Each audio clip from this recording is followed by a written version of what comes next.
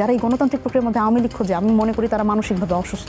দল হিসেবে আওয়ামী লীগের যারাই আসলে এই গণহত্যার সাথে জড়িত তাদের আপনি একজনকে আমাকে দেখান যে আসলে এটার জন্য অনুশোচনা করেছে এখন অবধি। তারা তাদের সাংগঠনিক জায়গাটা পরিচালনা করছে আমাদের পাশের দেশ দিল্লি, যেটা আসলে তাদের হেডকোয়ার্টার, সেখান থেকে। তার মানে সেটা তো ভারত ভিত্তিক দল। এটা সরকারের দায়িত্ব, আইন শৃঙ্খলা বাহিনীর দায়িত্ব একটা নিষিদ্ধ সংগঠনকে তারা কিভাবে ডিল করবে।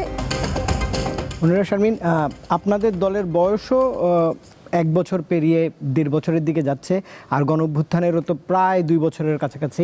এই সময়ে আমরা একটা ইন্টারিম গভর্নমেন্ট দেখেছি, এখন তো 4 মাসের সরকার। আওয়ামী লীগ নিয়ে আবারও প্রশ্ন করতে হচ্ছে, আপনারা আন্দোলন করে এই ফ্যাসিবাদকে একদম দেশ থেকে হটিয়ে দিয়েছেন, এর ক্রেডিট তো আপনারা নেন এনসিপি, কিন্তু আওয়ামী লীগের কার্যক্রম নিষিদ্ধ বা সীমিত করার দাবিতে আপনারা কতটা অনড় অবস্থানে রয়েছেন এখনও?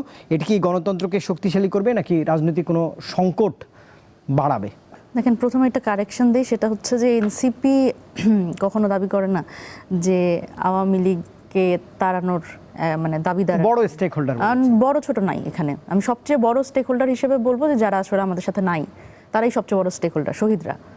মানে তারা তো খালি হাতে চলে গেছে আর কি। তো সবচেয়ে বড় স্টেক হোল্ডার হচ্ছে যারা শহীদ আমাদের মাঝে নাই, এবং দ্বিতীয় স্টেক হোল্ডার হচ্ছে যারা শহীদ পরিবার যারা এখন ভুক্তভোগী, এবং তৃতীয় স্টেক হোল্ডার হচ্ছে এই সাধারণ মানুষ এবং রাজনৈতিক দলগুলো এবং এই গণ অভ্যুত্থানে যারাই অংশগ্রহণ করেছে সবাই। সুতরাং এখানে আমি যদি বলি যে এই যে আমরা আসলে এরকম একটা অগণতান্ত্রিক মানে সরকার ব্যবস্থার মধ্যে এতদিন ছিলাম, সেটা তো আসলে সকলেরই একটা নাভিশ্বাসে পরিণত হয়েছে এবং সবাই নেমে এসছে। এখন এই জায়গায় যখন আসলে একটা পতিত সরকার, সেই সরকারের কথা যখন আমরা বলেছি, এবং দেখেন আওয়ামী লীগ দল হিসেবে অপরাধগুলো করেছে, আপনি দেখবেন যে মানে আওয়ামী লীগ, ছাত্রলীগ এইভাবে করে কোনো ব্যক্তি কিন্তু আসলে অপরাধগুলো করে নাই, দল হিসেবে অপরাধ করেছে, তারা সংগঠন হিসেবে অপরাধ করেছে।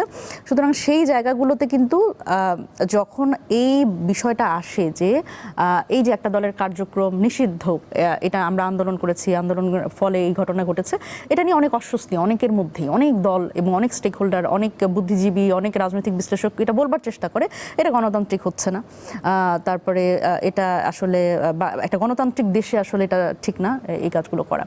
কিন্তু দেখেন, স্বাভাবিকভাবেই এইটা আমাদের বুঝতে হবে যে শেখ হাসিনা যখন পালিয়ে গেলেন, আপনি এই ভিডিও ফুটেজ কিভাবে পালালেন, আপনি একটা ভিডিও ফুটেজ আমাদের কাছে আছে, সেটাও খুব দূরবর্তী একটা, খুব আচ্ছা দেখা যাচ্ছে যে প্লেনে চড়ে পালাচ্ছে। উনি কিন্তু খুব স্বাভাবিকভাবে এই শাহজালাল বিমানবন্দরে সুন্দর মতো গিয়ে ভিআইপি লাউঞ্জে বসে টসে এভাবে করে কিন্তু যেতে পারেন নাই।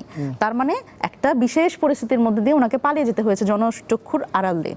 এবং উনি মানে দল হিসেবে আওয়ামী লীগের যারাই আসলে এই গণহত্যার সাথে জড়িত, মানবতা বিরোধী এই অপরাধগুলোর সাথে জড়িত, তাদের আপনি একজনকে আমাকে দেখান যে আসলে এটার জন্য অনুশোচনা করেছে এখন অবধি। বাংলাদেশে যারা আছে, বিদেশে যারা পালাই গেছে তারা পালাই গেছে, কিন্তু বাংলাদেশেও যারা আসলে আওয়ামী লীগের সমর্থক বলে নিজেদের দাবি করেন বা নানানভাবে আসলে এই আওয়ামী লীগের পক্ষে, এই গণতন্ত্র, তারপরে ইন্টারিম গভর্নমেন্ট খারাপ, ইউনূস খারাপ, বিএনপিও খারাপ, সবাই খারাপ, শুধুমাত্র হাসিনা বুবু ভালো, এই বক্তব্য যারা নানানভাবে ইনিয়ে বিনিয়ে বলবার চেষ্টা করছেন, আপনি তাদের কারোর মধ্যে একটু বলেন যে এই অনুশোচনাটা তারা আছে যে না, আওয়ামী লীগ একটা কথা তারা বলছে, কোথাও ডকুমেন্ট আপনি পাবেন কিনা যে আওয়ামী লীগ আসলে যা করছে খারাপ করছে? এটা বলে না, তারা কোনোভাবেই বলে না, কারণ তারা আসলে এটা মনেই করে না। ধরেন আমি এটা একটা খুব কানেকশন পাই, ধর্মভিত্তিক যে দলগুলো আছে, মানে তারা ধর্মকে একটা তো খুব আদর্শ মেনে তো আসলে একটা রাজনীতি করে, তাদের একটা কিন্তু টেনেট আছে, যে বিলিভ আছে, বিশ্বাসের জায়গা আছে যে তারা আসলে কোন রাজনীতিটা করতেছে। আওয়ামী লীগের একটা হচ্ছে মানে এটা একটা বিশ্বাস, এটা একটা আদর্শ, হ্যাঁ, মানে এর থেকে তারা বের হবে না, তাদের হচ্ছে আসলে এইভাবে করে বিষয়টা কাজ করে। এখন এইখানে যখন আসলে বলা হয় যে এই গণতান্ত্রিক প্রক্রিয়ার মধ্যে কেন তারা নাই, যারা এই গণতান্ত্রিক প্রক্রিয়ার মধ্যে আওয়ামী লীগ খোঁজে আমি মনে করি তারা মানসিকভাবে অসুস্থ, একেবারেই অসুস্থ। কারণ দেখেন, আওয়ামী লীগ হচ্ছে আমার দেশের স্থিতিশীলতা, আমার দেশের সার্বভৌমত্বের জন্য হুমকি।